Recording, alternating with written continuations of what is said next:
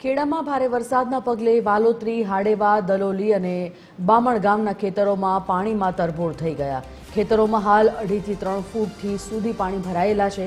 1000થી વધુ વીઘા જમીનમાં થયેલા વરસાદી પાણી ભરાતા ડાંગરના પાકનું સંપૂર્ણપણે નુકસાન પહોંચ્યું।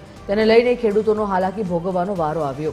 ખેડૂતોનો આરોપ છે કે છેલ્લા 1 દાયકાથી ગામના નાળા અને માર્ગ મકાન વિભાગના ગટરોમાં દબાણ થયેલું હોવાથી પાણીનો નિકાલ થતો નથી। ખેતરો પાણીમાં ડૂબી જાય છે।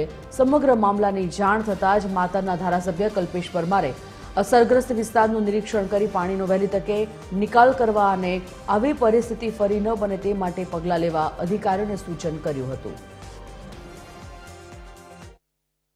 એક દિવસ વરસાદ પડે એટલે તરત અહીંયા પાણી ભરાઈ જાય છે।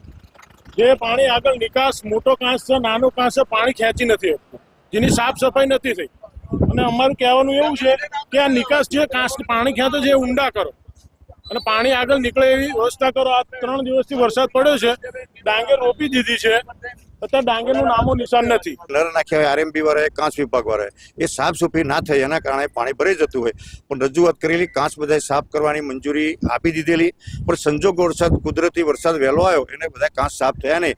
તો આવતી સાલ વહેલી તકે બધા કાંસ સાફ કરાઈ અને વ્યવસ્થિત આયોજન થાય। અત્યારે જે વ્યવસ્થા થાય એ પણ ખેડૂતો જોડે ચર્ચા કરી, આરએમબીના નારા હોય એ ખોલવાનું કહ્યું અને કાંસ વિભાગ જોડે પણ ચર્ચા થઈ કે ભાઈ એમને જે અંદર ભરાયું હોય એ કાઢીને પાણીનો નિકાલ વહેલી તકે કરે એવી રજૂઆત કરીને ચર્ચા કરીને અધિકારીને સૂચના આપી છે।